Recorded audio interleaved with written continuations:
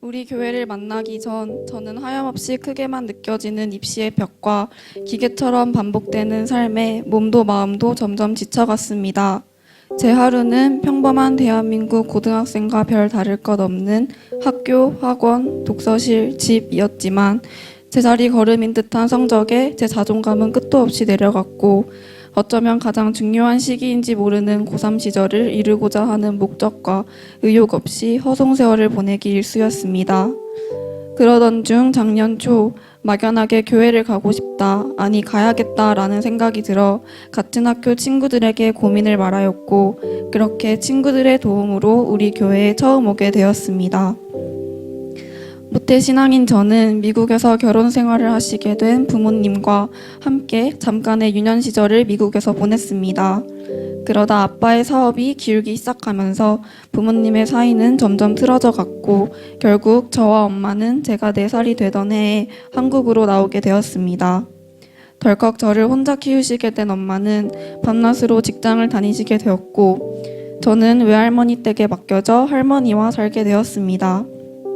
영문도 모른 채 10년 가까이를 아빠와 떨어져 살아야만 했던 저는 어린 마음에 아빠의 부재가 그저 속상하고 미웠습니다.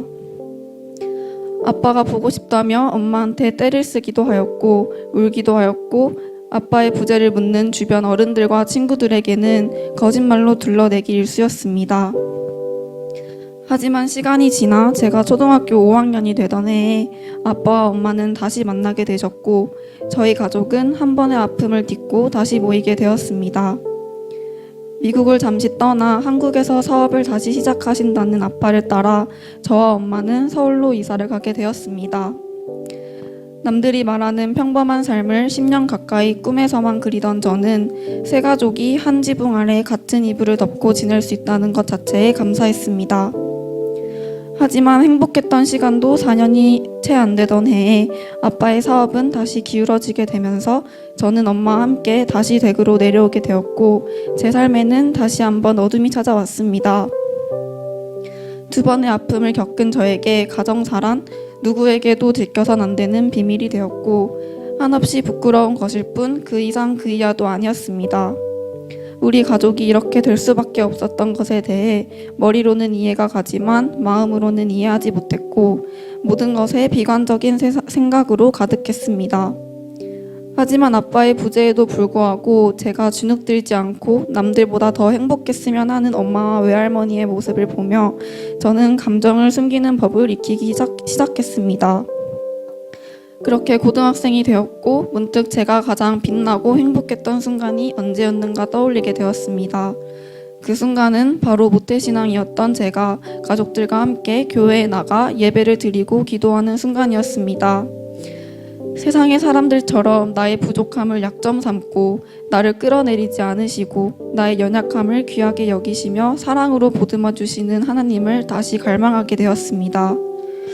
하나님은 궁핍한 제 마음을 알아채셔서 저에게 우리 교회 친구들을 붙여주셨고 다시 예배의 자리까지 인도해 주셨습니다. 처음 가게 된 우리 교회 예배의 자리에서 저는 눈물로 감사의 기도를 드렸고 지금껏 하나님과 등 돌려 살았던 지난 날을 후회하기보다 앞으로 알아갈 놀라운 하나님의 은혜와 능력이 기대되고 설레었습니다.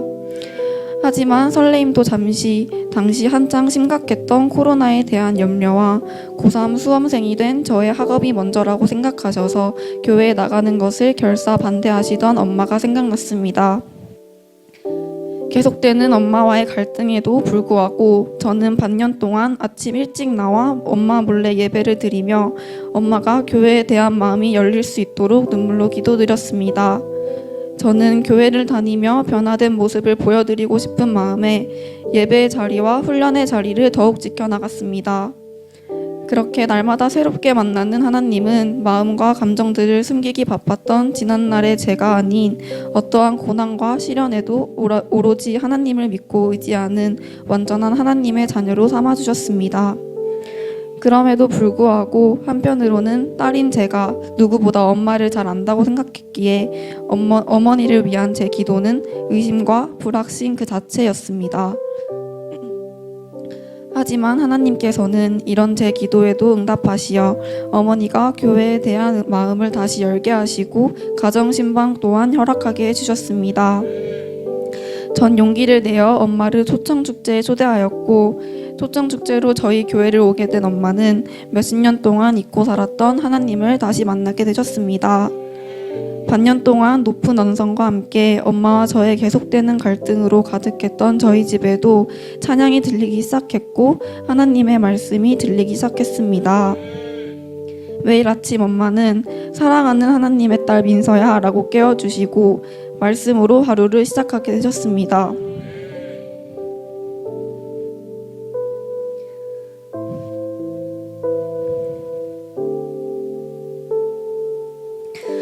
한 줄기 빛과 같이 우리 가정에 들어온 복음은 거기서 그치지 않고 계속 흘러갔습니다. 엄마는 가족들과 직장 동료분들께도 교회 좋다, 하나님 믿으면 좋다고 복음을 전하고 계십니다. 낯을 많이 가리시는 성격 탓인지 아직 엄마의 행복 모임이 열리지 않았지만 곧 열릴 줄 믿습니다. 이렇게 전 절대 안 될 것만 같던 엄마의 전도를 통해 하나님의 존재를 더욱더 확신하게 되었습니다. 이번 해피스쿨 기간 역시 하나님은 제 기도에 100배로 응답하셨습니다.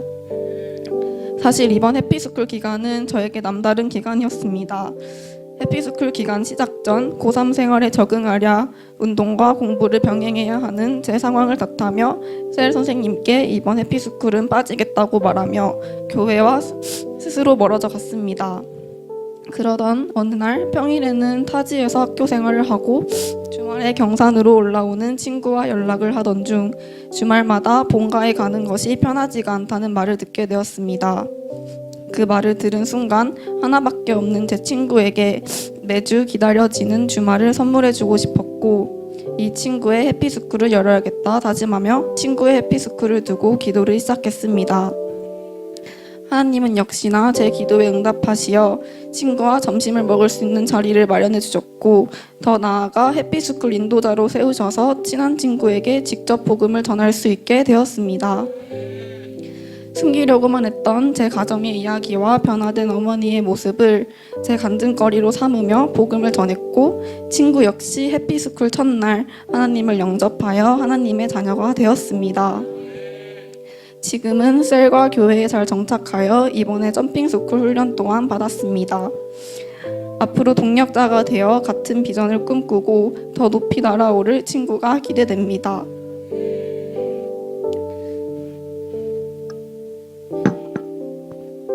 매주 만날 때마다 하나님을 만날 수 있게 해줘서 고맙다며 말하는 친구에게 무엇과도 비교할 수 없는 선물인 하나님을 전할 수 있다는 것이 참 감사합니다. 내 육체와 마음은 쇠약하나 하나님은 내 마음의 반석이시요 영원한 분기시라. 시편 73편 26절 아멘.